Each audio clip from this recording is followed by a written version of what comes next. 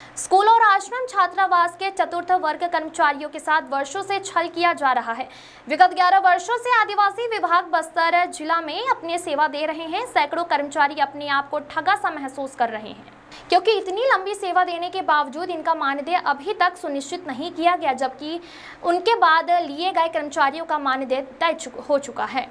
अपनी इसी मांग को लेकर विगत कई महीनों से लगातार हड़ताल पर हैं और जगदलपुर से रायपुर तक पैदल यात्रा शुरू कर चुके थे, परंतु आदिवासी विभाग की ओर से श्री गणेश राम सोरी ने इसे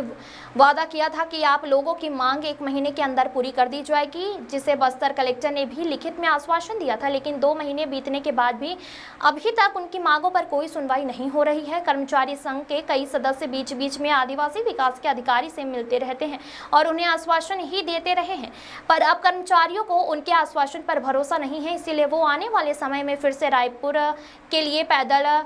कुछ करेंगे और इस बार विधानसभा घेराव की तैयारी चल रही है। जब तक इनकी मांगे नहीं मानी जाएगी वह वहीं डटे रहेंगे और आमरण अनशन पर हड़ताल पर बैठेंगे। तरीके धरना प्रदर्शन कर रहे हैं, क्या है मामला? नमस्कार, मेरा नाम प्रभुनाथ पानीग्राही है और मैं जिला अध्यक्ष बस्तर जिला स्कूल आश्रम छात्रावास चतुर्थ वर्ग कर्मचारी कल्याण संघ का 2014 में आदिम जाति कल्याण विभाग में 5वीं अनुसूची के तहत एक सीधी भर्ती हुई थी, विशेष भर्ती अभियान में, जिसमें हम 186 पूर्णकालिक कर्मचारियों का भी चयन हुआ था और 10 वर्ष हमारी सेवा की पूर्ण हो चुकी है। बाकी सभी कर्मचारियों का वेतन निर्धारण हो चुका है, हमारा वेतन निर्धारण अभी तक नहीं हुआ। इन्हीं सब मांगों को लेकर हमने 1 मई से जगदलपुर से रायपुर तक के लिए पदयात्रा की घोषणा की थी और पदयात्रा की शुरुआत कर दी थी।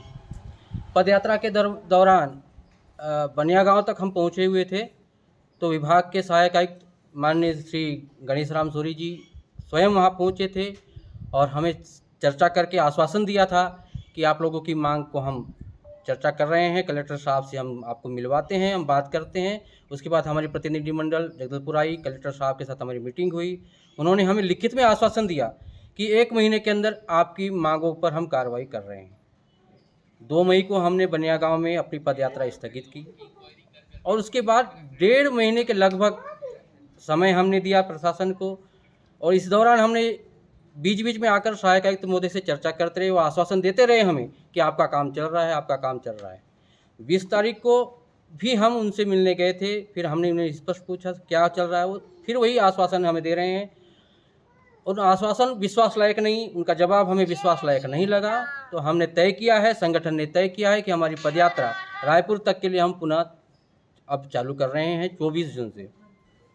और जहां से स्थगित हुई थी बनिया गांव से, वहीं से हम इसको शुरुआत करेंगे और रायपुर तक पदयात्रा करेंगे। पहले हम माननीय मुख्यमंत्री जी के विधानसभा निवास का घेराव करना चाह रहे थे, क्योंकि अभी विधानसभा सत्र चालू होगा, तो हमने वो कार्यक्रम थोड़ा फेरबदल करते हुए अब विधानसभा भवन का घेराव करेंगे। फिर भी हमारी मांगें नहीं मानी गई तो वहीं रायपुर में ही अन्न जल त्याग कर आमरण अनशन शुरू करेंगे और जब तक इस बार हमारी मांगें पूरी नहीं होगी, चाहे 1 साल लगे, 6 महीना लगे, जितना समय लगे, हम वापस अब आंदोलन नहीं करने वाले। आप जी इस दौरान जी हमारे यदि हम हड़ताल में जाते हैं तो हमारी अनुपस्थिति में संस्था के कार्य बाधित जरूर होंगे, साफ सफाई का पूरा काम बाधित होगा। साथ में हमारे सभी कर्मचारी जो भोजन व्यवस्था में हैं, ऑफिस व्यवस्था में हैं, कई जगह हमारे कर्मचारी हैं, एक जगह तो है नहीं, आश्रम छात्रावास कार्यालय भी संभालते हैं, तो सारी व्यवस्था में तो दिक्कतें आएंगी।